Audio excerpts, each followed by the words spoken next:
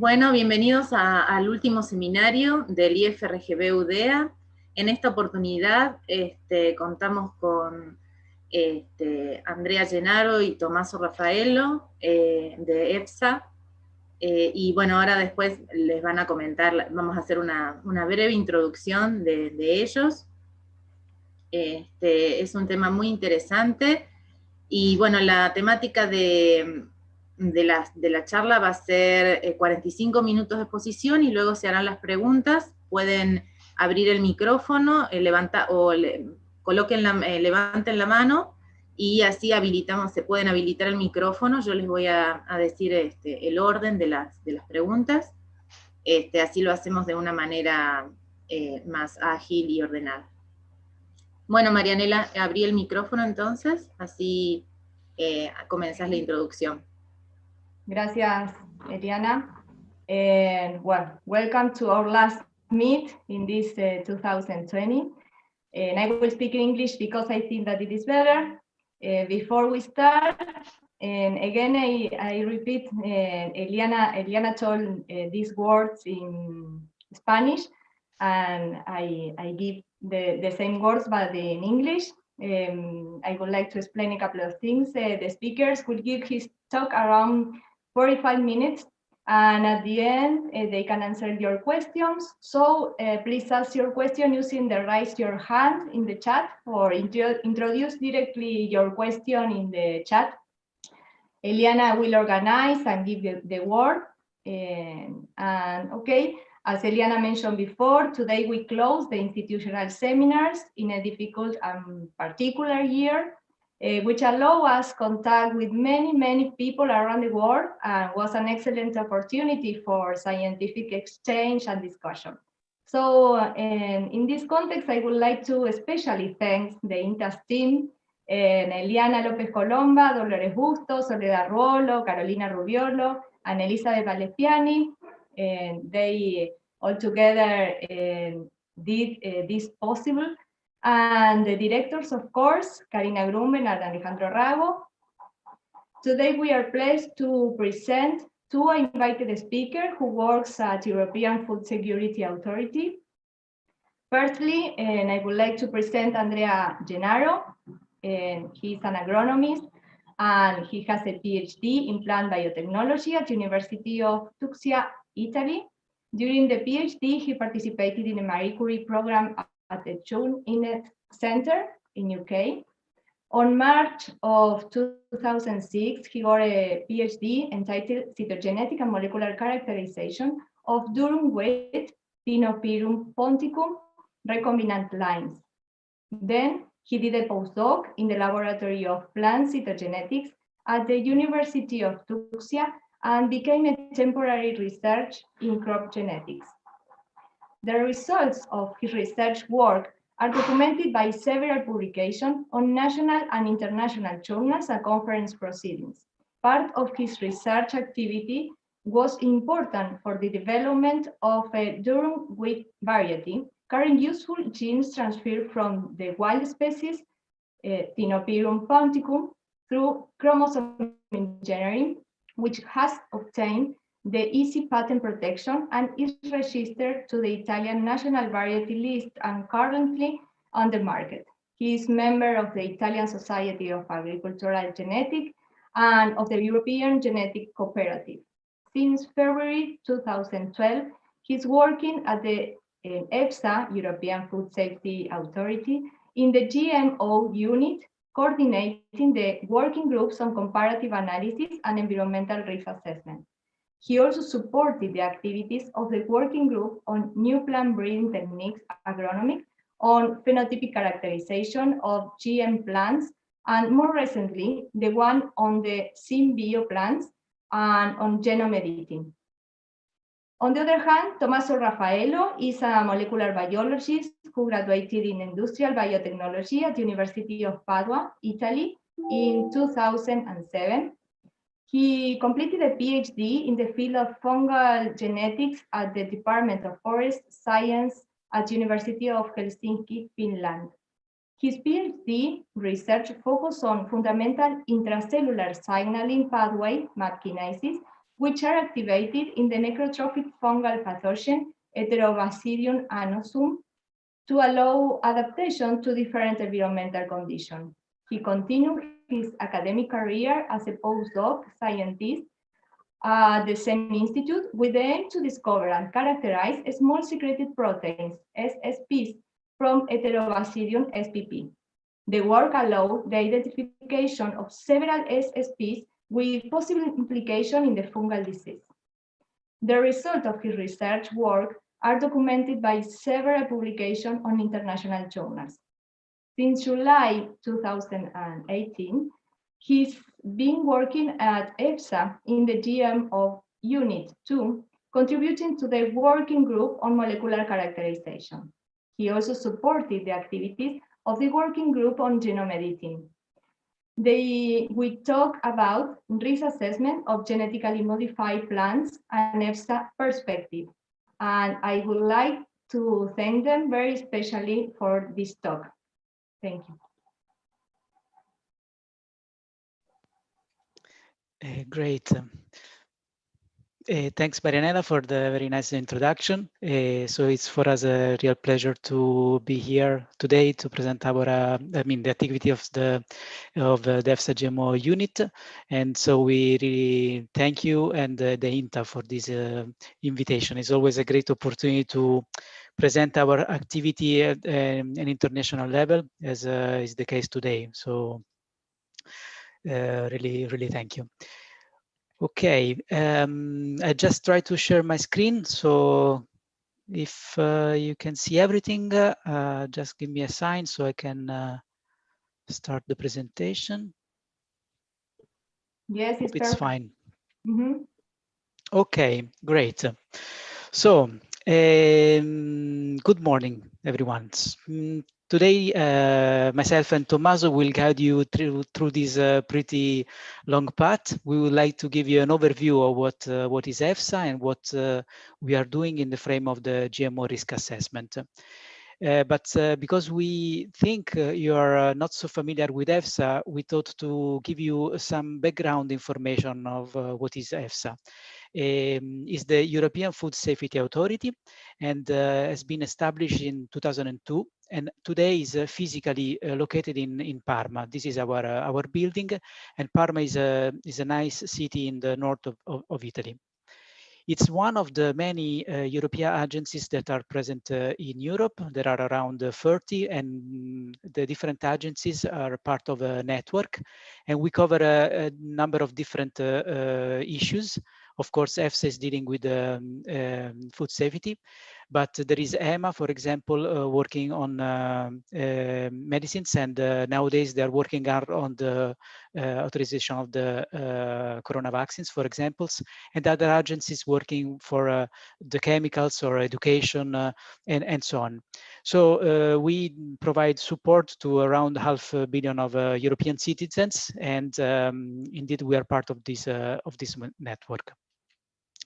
So EFSA is the reference body for the risk assessment of food and feed in the European Union. Its work covers the entire food chain from the field to fork. And EFSA is one of the number of bodies that are responsible for the food safety in Europe. It's important to remind what EFSA does. EFSA provides independent scientific advice and support to the EU risk managers and policymakers on food and feed safety, and provide independent timely risk communication. Also promotes scientific cooperation. Probably it's sometimes even more important to say what we do not do. For example, EFSA does not develop food safety policies and legislation. We do not adopt any products, so it's not up to EFSA to approve or authorize new products. We do not enforce the food safety legislation, and it's a common, let's say, understanding that EFSA takes charge of safety, quality, and controls. Absolutely, this is not the case. In EFSA, we do not have any lab, so we work on risk assessment, and that's it. So it's not up to EFSA to run this part of controls. Now, how EFSA works. EFSA has a main customer, that is the European Commission, the Parliament and the Member States. These bodies can send questions to EFSA, and EFSA replies or answers these questions from the Commission, the Parliament, and the Member States in a form of a scientific output that is drafted and agreed by the experts working in EFSA and for EFSA. In some exceptional cases, EFSA can self-mandate an activity, but I would say that probably this is not the main route which we work.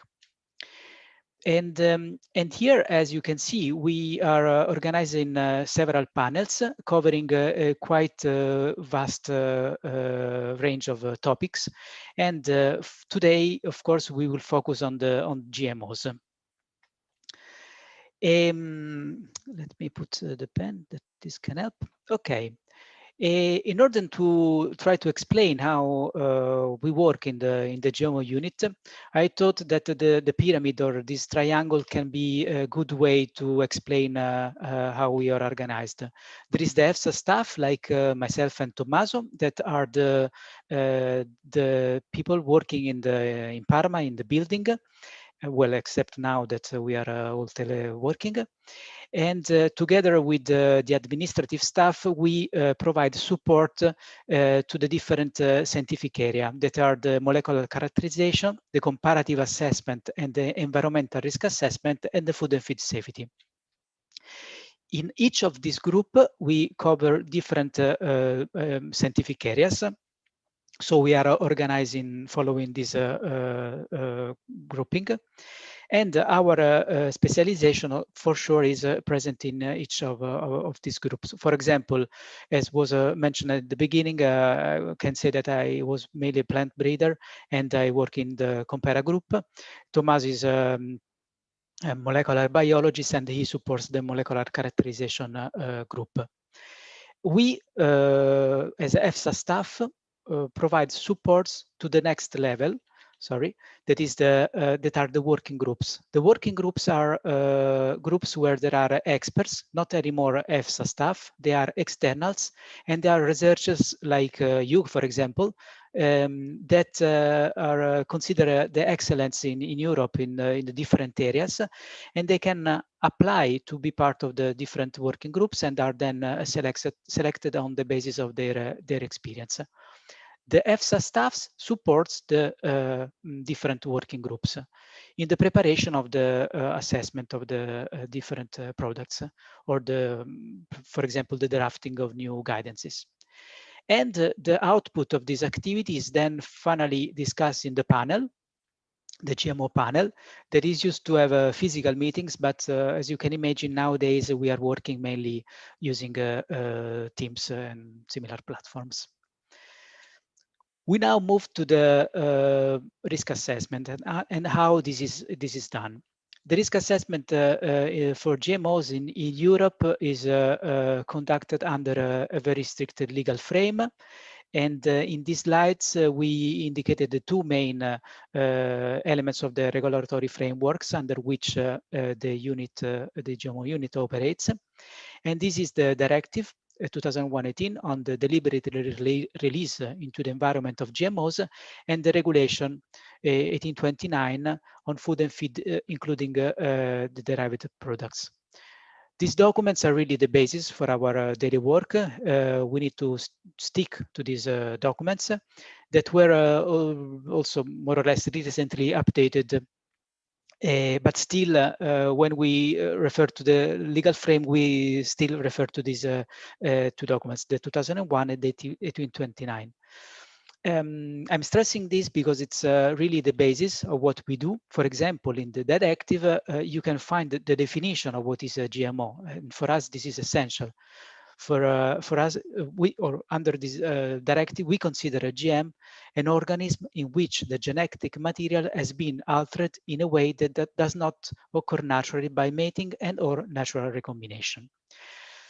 This is a simple definition that was written in 2001, And as you can imagine, is frequently debated because to define if, for example, a plant obtained via new breeding techniques belongs to the GMO or not, you need to refer to this piece of legislation. So it's frequently debated and discussed the content of this simple sentence. Nowadays, for the type of GMOs on which EFSA is working, perfectly fits, because on our desks, we have applications of classical transgenic plants. So the definition just mentioned above fits perfectly with the type of materials on which we are working and that we are assessing. In addition to the legal frame, there are the EFSA guidances. These are documents that EFSA staff and experts prepared in order to provide to the applicants, so the companies that wants to apply for a new GEM product, a more practical guidance on how to generate the data, how to organize the data in order to submit their application. These documents here in these slides are really I would say the two pillars still: the environmental risk assessment guidance of GEM plants and the guidance on food and feed assessment from GEM plants, of course.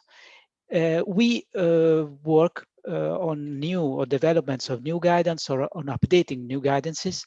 So if you want to have a full list of the different documents on which we work and we published, you can follow this link in order to see the long list. This is not the whole page. And this is needed in order to update our guidances to the advances in science and in the technologies. So we are pretty active in updating this type of information.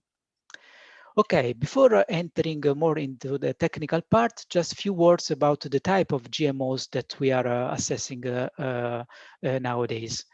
As you can see, I put here this diagram to indicate that in the past, we were receiving cultivation applications, meaning that companies applied or submit an application to obtain an authorization for cultivation, meaning that they want to put seeds in EU soil. But at the moment, this is not anymore common. On the contrary, we do not have any application for cultivation, but only application for import and processing, meaning that applicants want to obtain finally an authorization for importing only materials for consumption or transformation in EU.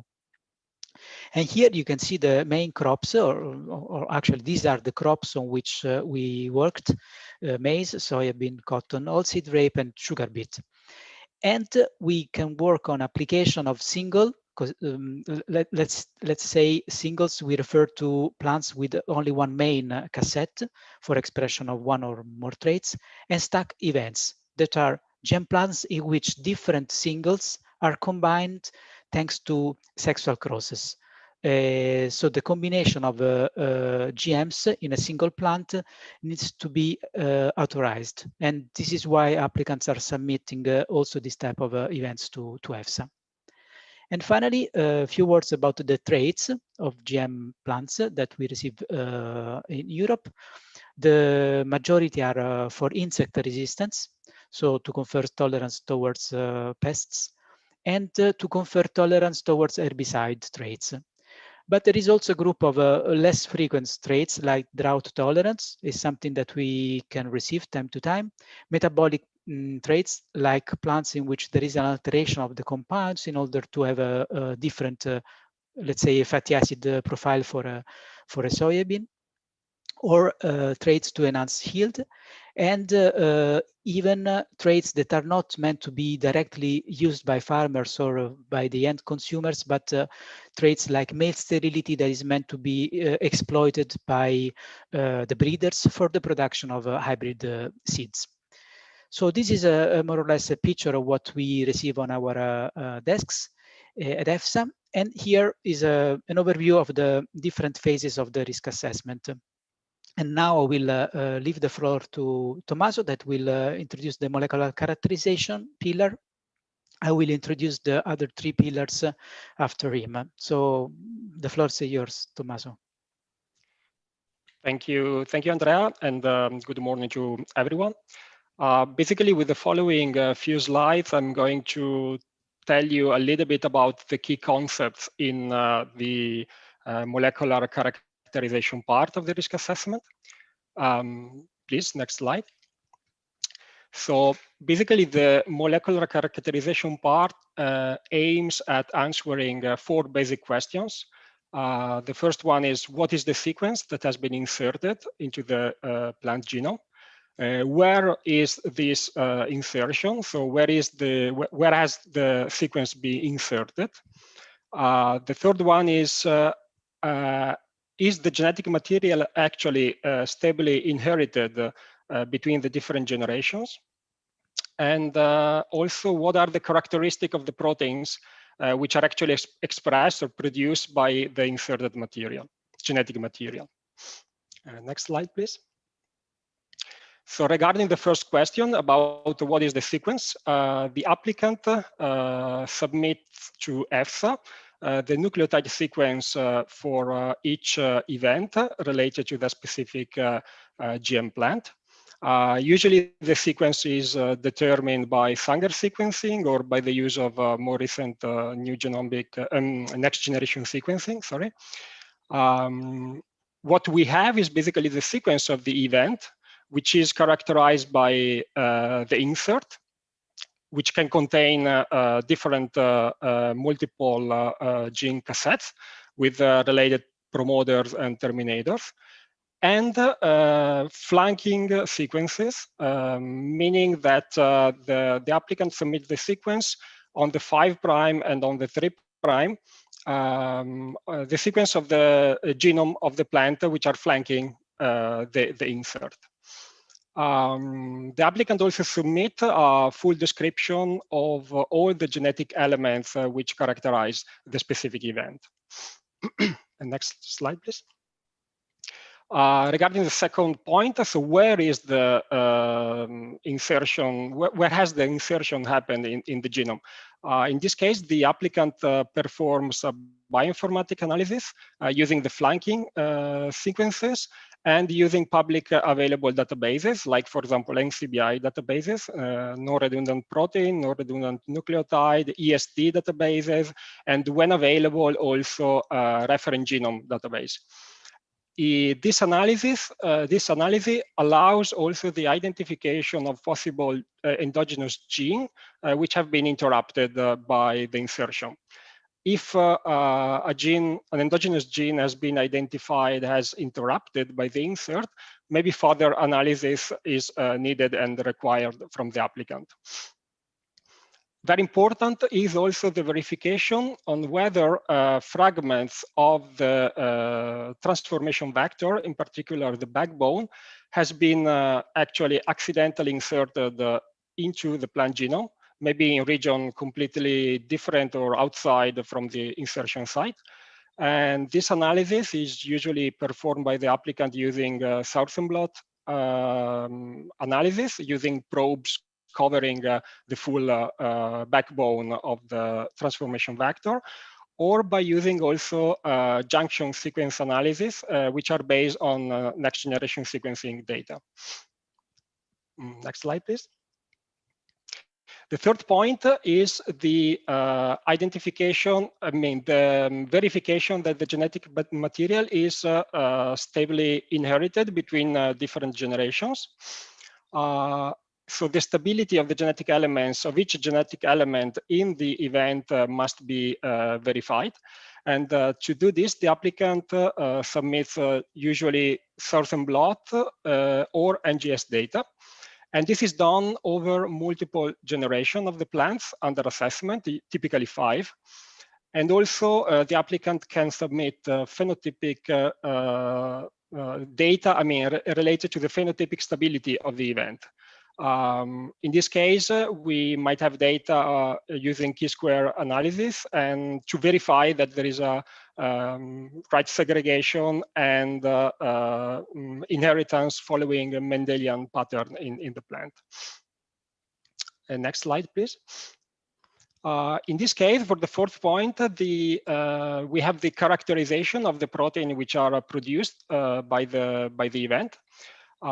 In this case, we receive from the applicant a quantification of the levels of the newly expressed proteins for each newly expressed protein which is produced by the event.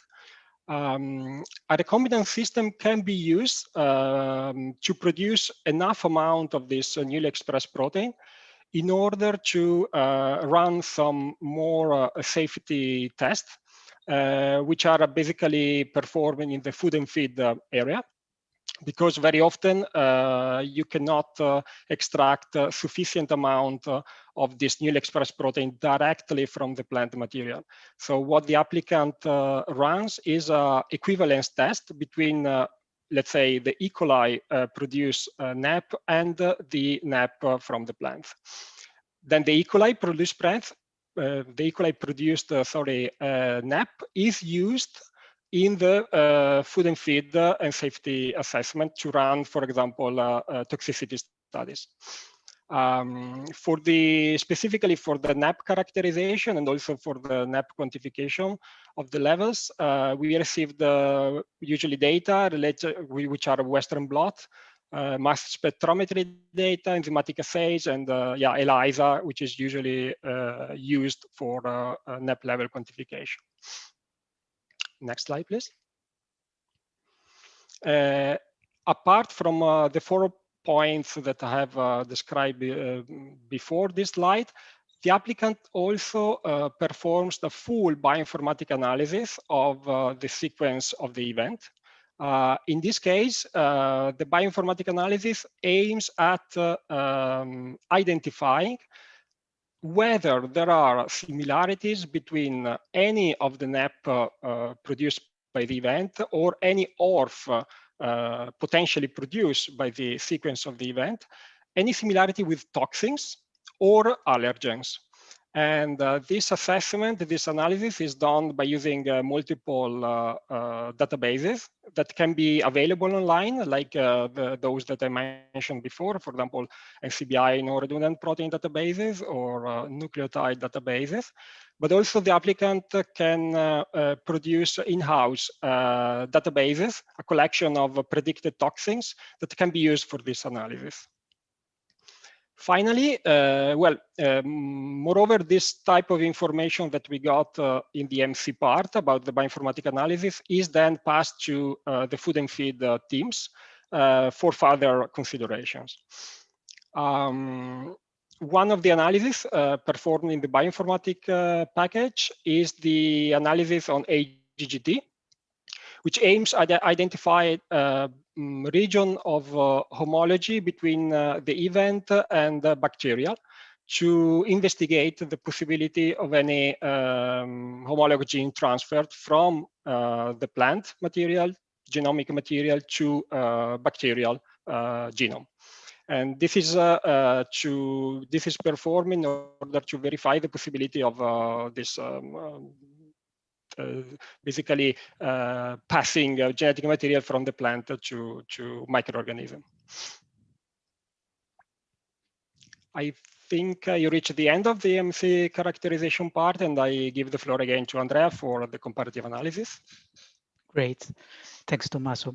Yes, so now ideally we move from the lab to the field for the comparative analysis. And here the aim is to compare the GM plant with a comparator. There is a plant as close as possible to the GM line, but without the modification, the genetic modification. And the aim of this comparison is to identify the so-called unintended changes or differences. And of course, we will also be able with this data, with the comparison, to identify the intended changes between the two, the GM and the comparator. All the differences are indicators of possible effects, and this needs to be considered. The differences are then evaluated in the following steps of the risk assessments. For example, the food and feed assessment, as well as the environmental risk assessment. in order to put the differences identified between the GM and the comparator into a frame, into frame, the tests includes also the inclusion of non-GM reference varieties, and these are introduced to obtain an indication of the natural variability observed in a given crop for a particular endpoint. So the collection of endpoints occurs during the life cycle of the plant, from sowing to harvesting.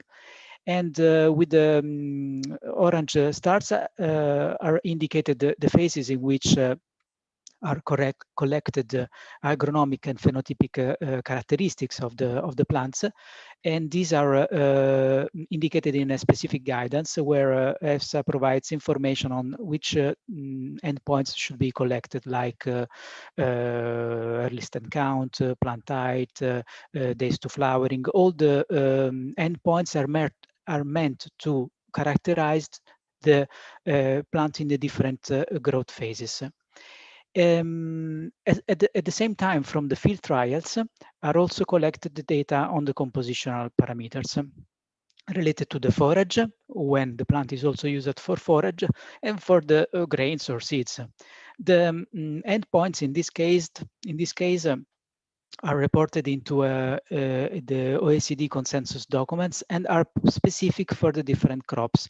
And this includes the endpoints commonly collected, the approximates, the macro and micronutrients, if present, the nutritional compounds, and the natural toxics that are present. It is clear that in case of a particular genetic modification, maybe additional endpoints may be required. Let's assume that the event aims to modify the fatty acid content of a given plant. Might be needed the inclusion of additional endpoints not considered in the OECD consensus documents. And the same is true for some agronomic parameters in case of specific GM plants that affects some of the phenotypic characteristics of the plant. More in particular, here you can see the minimal requirements for the field trials. So what EFSA is asking is to conduct the experiment in 8 different sites that should be representative of the common area where the plant is grown. So in this case, it's maize. Usually we have data from North and South America, or only from North America, or only from South America. It's EFSA task also to assess the representativeness of the data generated, because we care about the fact that these data were generated in area where the plant is really grown, because the end result is to obtain material that is representative of what will arrive in Europe. And the design of the field trial consists of 4 blocks, fully randomized, in which is required to put the GM treated and untreated. Here there is a distinction because, as I mentioned, frequently the GM plants are herbicide tolerant, and in that case we request to run in parallel a plot with the plant untreated and a plot with the plant treated with a specific herbicide towards the plant is tolerant. Of course, also require the control and at least 3 reference varieties in each site. And in total, we need to have at least 6 different reference variety across the whole experiment. And as I said, all this data package is needed to run a test of difference. There is the test in which the GM is compared to the comparator to identify all the differences that represent possible hazards, and also to test the equivalence versus the non-GM reference varieties. Here it's the graphical representation of the 2 tests run in parallel. We have the comparator here as this red line, and the black square is the GM. The lines on the edge are the equivalence limits that are representing the variability observed in the reference varieties. So this, as I said before, helps to put into context the difference if this occurs. So in the first case, we have a GM that is not different versus the comparator. So of course, there is nothing to assess here. And in this other case, we have a difference between GM and comparator, but this is within the natural variability. So we do not request in this case the applicant to run any particular assessment of this difference. The situation is more complex. We have many possibilities as outcome of the difference and equivalent test, and these are categorized in 4 categories. The first is the one that we have just seen, and the others represent an increase in the variation of the GM compared to the reference varieties. So in the case in which the GM is different compared to the comparator and is unlikely to be equivalent to the reference varieties, the applicant is required always to run an assessment of this difference. That is then discussed in the following sections of the scientific of the risk assessment. So, in conclusion, all the data generated in the field trials are from the composition and agronomic characterization are analyzed and then are used in other sections of the scientific opinion. The ERA part for invasiveness and persistence and the food and feed part of the risk assessment. That is the one that I will now briefly describe. Just to say that it's not really my area. I'm an agronomist, Tommaso is a molecular biologist, so here we cover a bit our colleagues of the food and feed group. To say that there are 4 main areas that are discussed in the food and feed risk assessment: the toxicology, where the goal is to verify if the newly expressed protein in the GM plant might be toxic. And this is done based on the weight of evidence approach. That is a key aspect that is considered for the toxicological assessment, but also the history of safe use. So if the protein, the newly expressed protein has been consumed by humans or animals in the past, this is for sure an element extremely informative for the risk assessment. But if there are no data of safe consumption of the protein by humans and animals, specific toxicological studies might be required to the applicant to investigate the possible toxicity of these proteins. The bioinformatics is also another element that is considered, and Tommaso mentioned before the importance of this type of analysis in support of the toxicological assessment. And also another relatively simple test, the pepsin resistant test, provides useful information for the toxicological analysis. There is another case where we do not have any newly expressed proteins, but we have new constituents or an altered level of constituents. The logic remains the same and needs to be assessed under for the possible toxicological impact. I want to also stress that in EU, for any new event, it's required a 90-day study in rodents. This is compulsory for any new application. The other bit of the food and feed assessment is the allergenicity. The principles are similar to the previous one, so the weight of evidence approach is always considered essential. But in this case, what is also important is to know the origin of the newly expressed protein. If this is derived from a plant that is, or general food that is known to be allergenic, for sure this is a key or important indicator. So here, the assessors pay quite a lot of attention. The bioinformatics, Tommaso already mentioned. I can just add that recently EFSA included also a bioinformatic test to verify the presence of epitopes for that can induce the celiac disease. This has been introduced recently as a new requirement. And also to stress that the allergenicity is done not only on the edible components of the plants, but also on other parts of the plants towards which the workers might be exposed during the transformation of the product once received. The other two bits of the food and feed assessment are the dietary exposure, where data produced by EMC on the expression of the proteins are important to determine the exposure that the consumers will have towards the new proteins.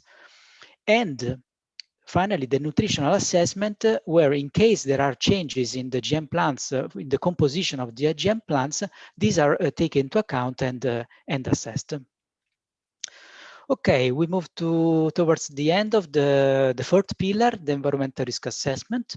So here you might say, but I mean, you are the food and the Food Safety Authority. Why you are caring about environment? Well, this is part of our duty. Because in the moment in which a product might directly or indirectly impact on the environment, it's EFSA responsibility to perform the risk assessment. So this is our duty. And to do that, the steps are the classical steps for the risk assessment. So we start with a problem formulation, and then thanks to the hazard characterization and exposure characterization, there is the evaluation of the risk, the characterization of the risk. And in case there is the need, might be proposed some mitigation measure to reduce the risks. Now, by law, we need to cover all these different areas of concerns for the environmental risk assessment, and are the persistent invasiveness. So here our question is if the GM plant might be more invasive and persistent compared to non-GM plants. And we need to assess the possibility for the horizontal gene transfer. And here, Tommaso already mentioned, the problem is that the DNA in the genetically modified plant might be transferred to bacteria, conferring, for example, tolerance to or new characteristics. And this is also something that is part of the environmental risk assessment. The third part is the focus on the target organisms. In fact, thanks to the expression of toxicants, might be that the use of GM plants might induce the production of or the induction of pests that might be more tolerant towards some toxicants. And these might represent a problem for future pest control. So it's also something that needs to be taken into account.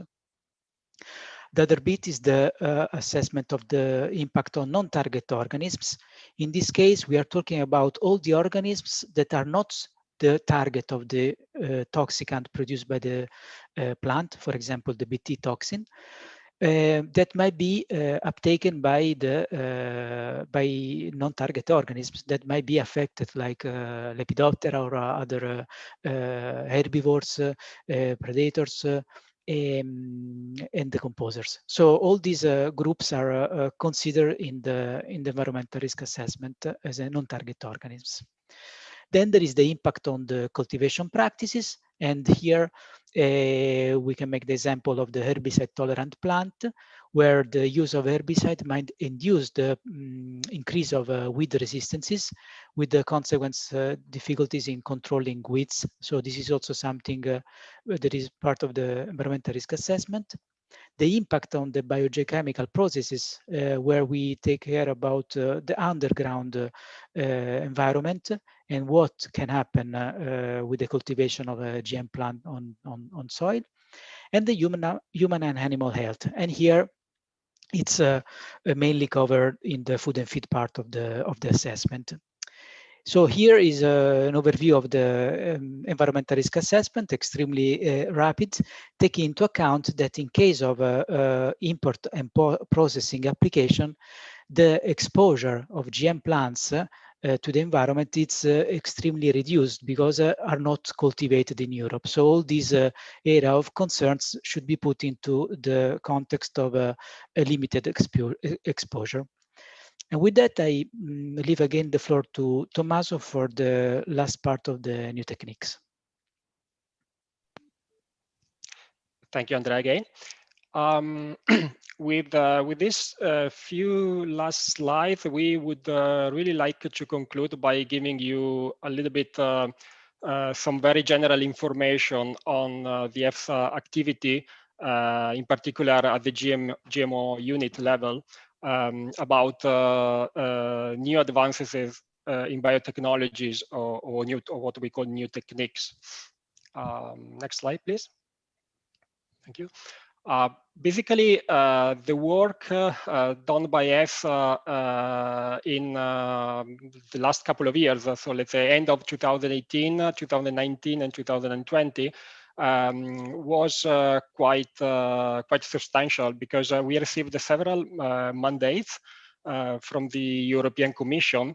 And basically, the European Commission asked the EFSA to verify, to assess the applicability of different guidances. These have been already mentioned by Andrea in the previous slide. We are talking about two very important guidances. So the 2010, which is the guidance on environmental risk assessment, and the 2011, which is the guidance on food and feed risk assessment. Plus a couple of more guidances on genetically modified animals.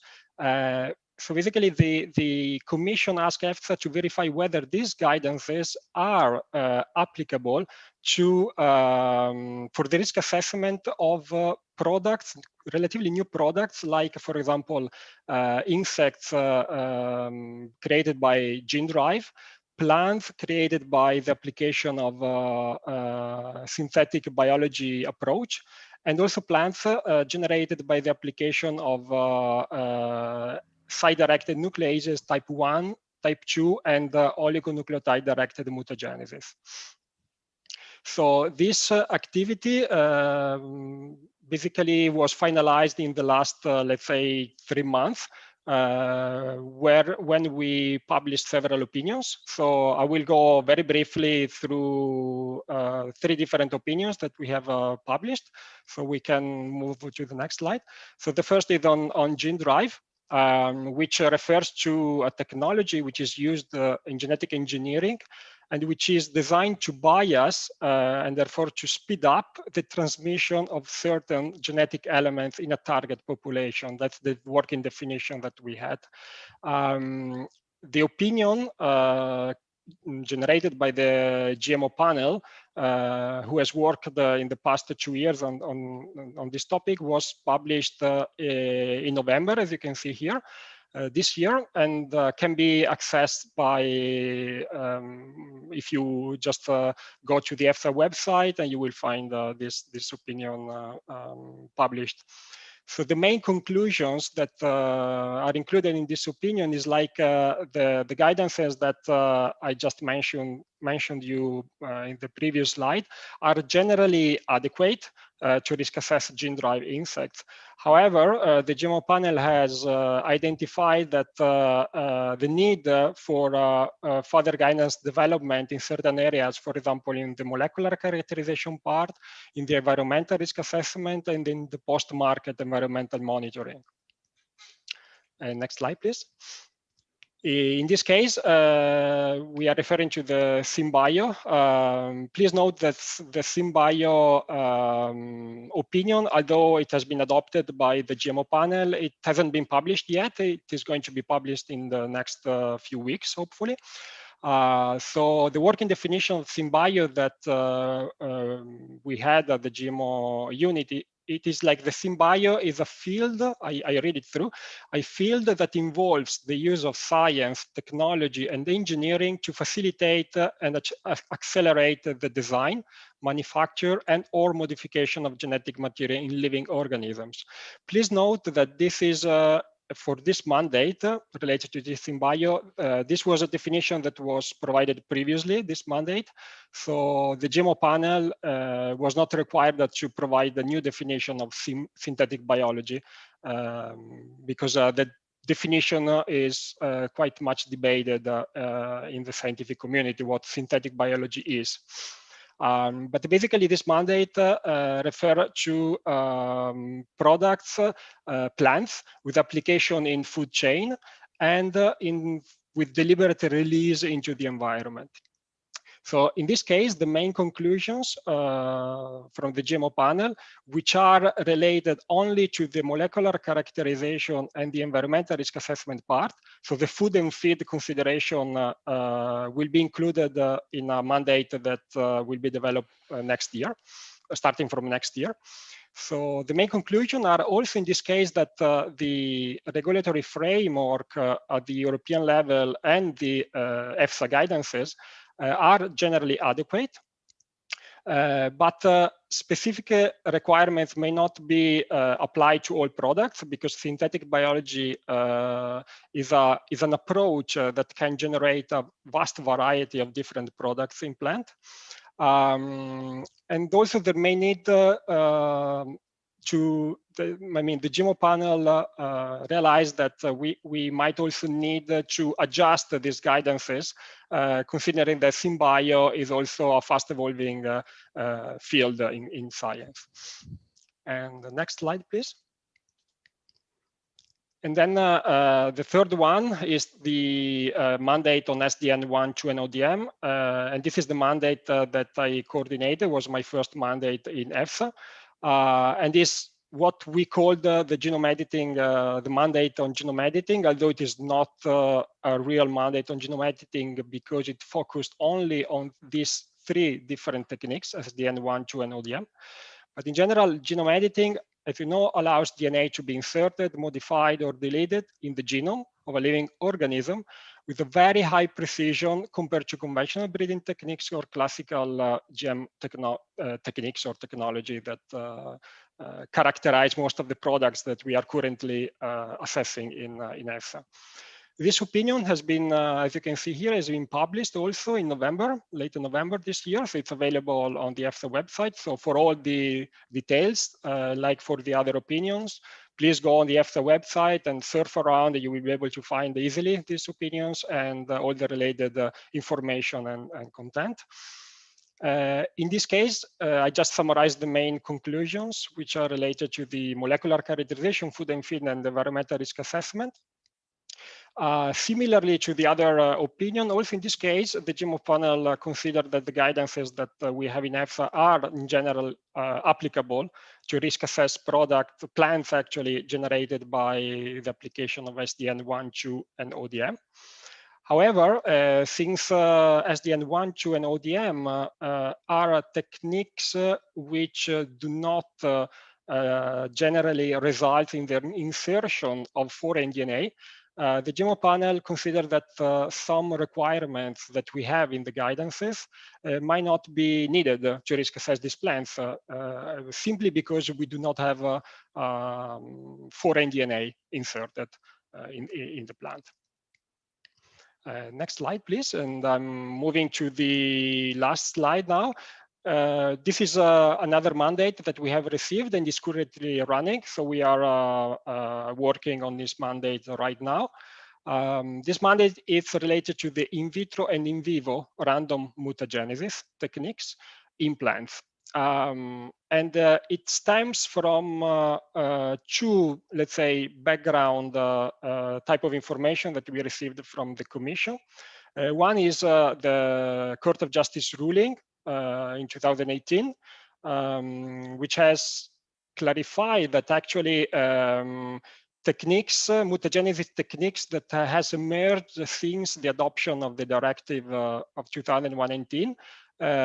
These techniques has to be included in that directive. So meaning that product generated by these techniques must fall under basically the requirements of that directive. But more specifically, in this Court of Justice ruling, there is a mentioning to random mutagenesis without distinguishing in vivo and in vitro application of these mutagenesis techniques. So the GMO panel is basically asked to reflect on this and to provide a better, more detailed description of random mutagenesis techniques as applied in vivo and in vitro. And then to describe the type of genetic modification that can be achieved and the molecular mechanisms that lead to that specific genetic modification. And then to conclude, based on the considerations related to the points above, to conclude whether these techniques, as applied in vivo or in vitro, must be seen as completely different approach, or if it must be considered as a continuum. So meaning that there is no real difference in the way it is applied in vivo or in vitro, considering the outcome and the effect that you will have in the final product. And with that, I conclude by thank you for the attention, and we will be very happy to take questions, if any.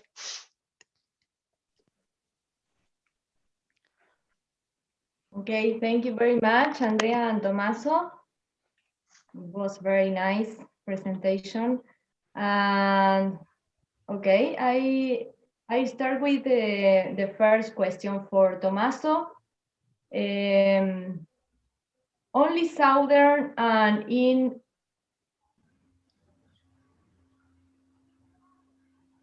and backbone presence. Why PCR is not included? Can it be accepted as an optional experimental procedure for these two purposes?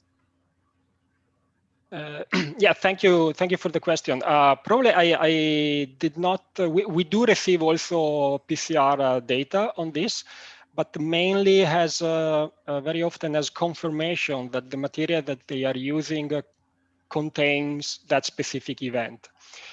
We are used to receive from applicants mainly Southern blot and junction sequence analysis, or which is based on NGS technique, mainly because the PCR might not give you the full idea whether this, if you consider, for example, a single event inserted in a specific way, in a specific point in the plant genome, if you don't design maybe the PCR very carefully, you might not be able to see if you have, for example, through the different generation, duplication, for example, of the event.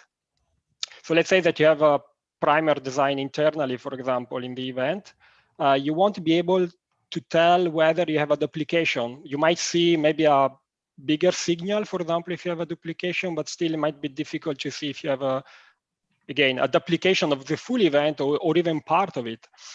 While, for example, the Southern blot and the junction sequence analysis can tell you how many breaking point you have in your sequence, meaning that let's consider the easiest situation when you have a single event. You will have only two class of breaking point, which is the 5' and the 3' flanking region. While if you have a duplication, even of just a fragment of the event in another region, then you will have more class of this breaking point.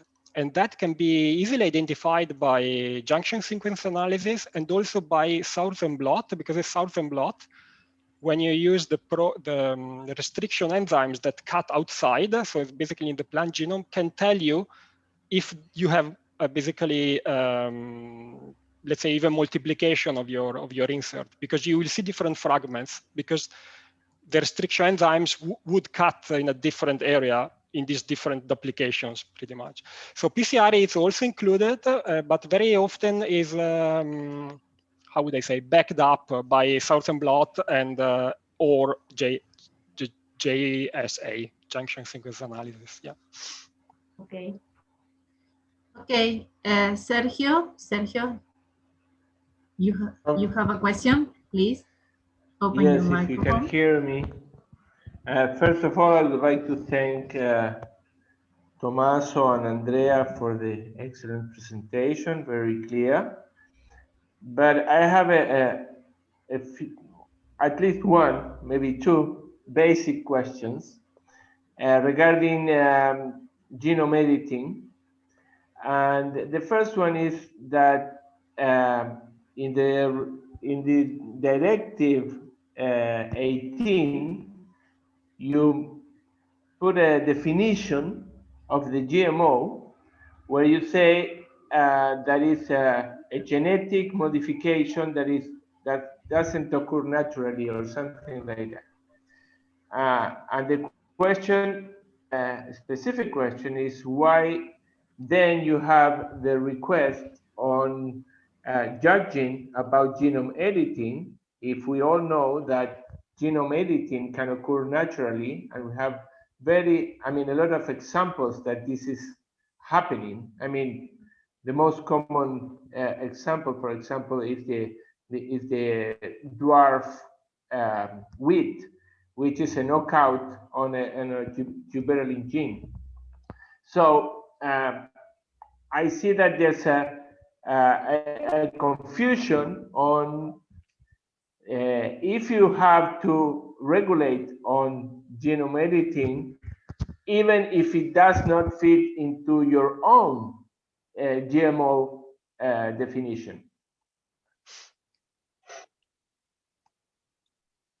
Maybe I can try to give an answer to this question. Also, Andrea can help me on this. Andrea has a much bigger experience than me in EFSA, but I've been following and coordinating the mandate, what we call on genome editing, this SDN 1, 2, and ODM. You are right with your considerations. There is something that I mentioned that maybe I didn't stress enough, because it's very important. And this is the ruling of the European Court of Justice of 2018. Yeah. So basically that ruling, in simple words, said that all the techniques that are used to create even genetic variation, for example, or let's say also random mutagenesis, the techniques that have emerged after the adoption of that directive, which is 2001, since they have basically no history of safe use, then they must fall under the directive 2001/18, meaning that they have to be considered GMO. This is a ruling that was done. We know that there is a lot of scientific discussion on this, but EFSA works actually within the European Union regulation. So the way we are moving now and proceeding with the mandates, it has to be seen, how would I say, has to be seen as consequences of this regulatory frame that we have at the European Union level. So we are a customer of the European Commission. So we basically deal with the mandates that we received from the Commission. But we know, our experts, of course, know that there is really a huge discussion about whether or not to consider, of course, genome-edited plants, for example, as GMO or not. So, I don't know if Andrea maybe would like to add something more on this. No, Tommaso, I think was comprehensive indeed, your reply. Yeah. Okay, thank you. Then I have two considerations. One is that you will need to rephrase your definition, your GMO definition, and basically involve every living organism on Earth will fall into that definition. And the other one is that how do you plan to proceed if there's no, if there's a development that is not telling you that it's a genome-edited product, since there's no way to detect a genome-edited organism if the developer doesn't say. Yeah, it's what I can say is like, yeah, we had this ruling. We have been working on several mandates exactly after the ruling. So it was 2019, 2020. And next year, more is going to happen in EFSA. We are going to receive more mandates. More activity is going to happen around this new, breeding techniques, let's call it in the broad sense. So yeah, we are also, me personally, I'm also like very curious to know what is going to happen, because the discussion is definitely open. That's what I can say, and yeah, it's exciting moment, I would say, at least from the European Union. Something is really happening around these topics. So.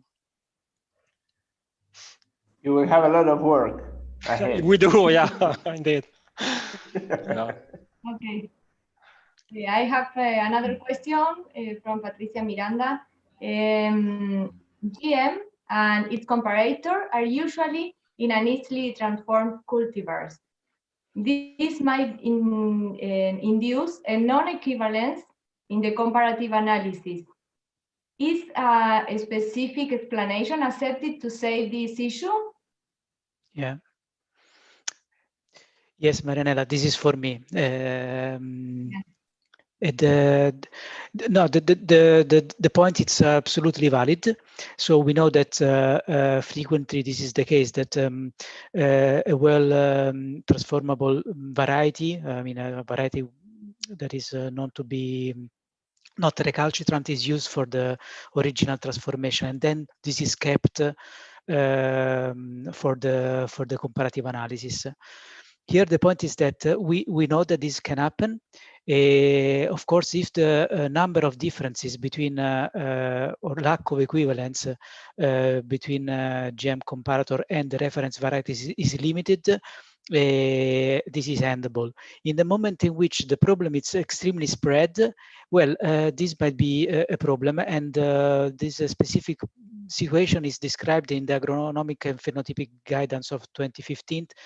And indeed, at that point, a consideration might also be to reconsider the background in which the GM is present. So, for example, might be an option to change the genetic background thanks to some backcrossing, and to move into a variety that is more representative of the material that is on the market. So that is better reflecting the natural variability of the varieties that are commonly cultivated. But I do agree with Patricia Miranda that this might happen, and indeed we took into account in the specific guidance on the agronomic and phenotypic characterization of GM plants. Yeah. Okay. And I have another Patricia Miranda. For stack events, can you hear me? Yes. Yes. Yes, Mariana. I think that is for Andrea too. Again, Yes. For stack events, is there a minimum similarity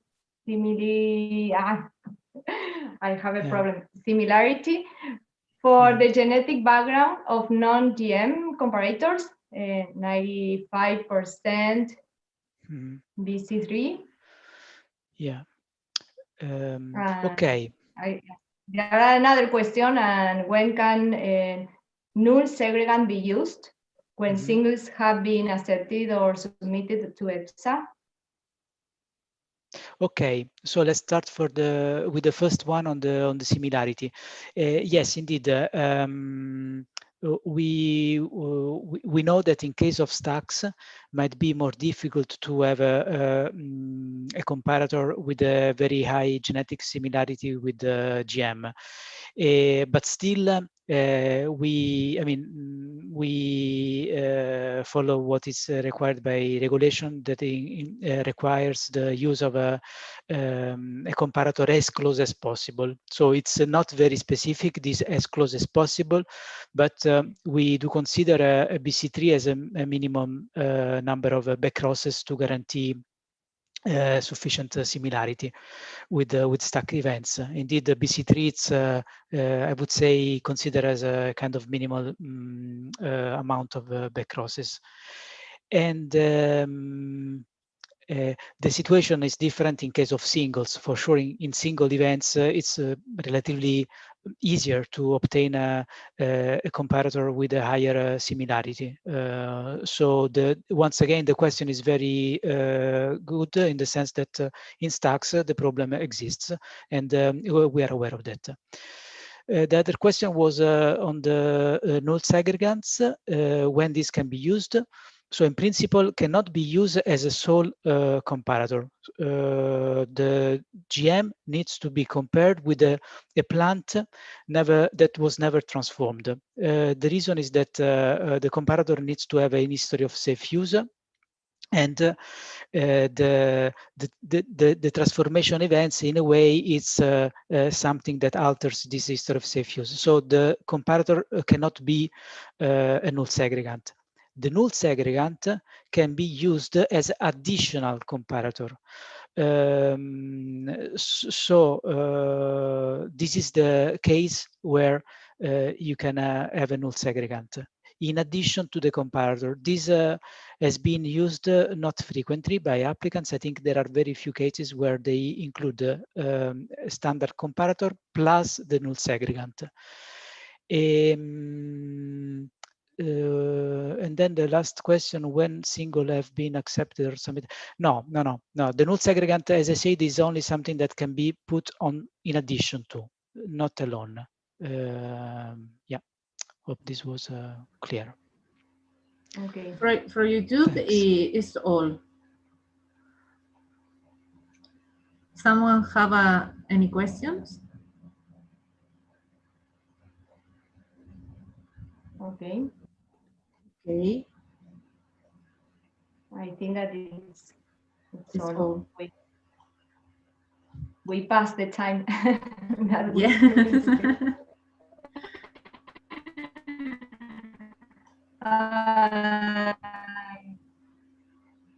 Okay, I would like to Tommaso. It was very, very nice, your talk, and well, it's very interesting. How are you work with this? And I mean, you have a very we have a very challenge with the new technologies, and well, to do our best efforts to have food safety food. So well, thank you very much for sharing this talk. Yes, thank you for clear presentation, very clear and interesting. But for example, mutants, well, is different here from CONABIA, the official regulate institute. So well, it's interesting your talk to compare these different situations from Argentina. Good. Yes. Yes, we have time-to-time exchanges with CONABIA. We have some meetings with them. So indeed, we know that we differ in something. Mm-hmm. Yes, but also from our side was, as I said at the beginning, was very nice to have this opportunity to talk with you. So to present the way in which we work. And yes, thanks again for the invitation, Marinella, Eliana, and the INTA institution in general. Much appreciated. Okay, thank you very much. Thank you for very much. The clear presentation. Y bueno, y agradecer a todos los que participaron de los seminarios durante este año tan difícil y paradigmático también.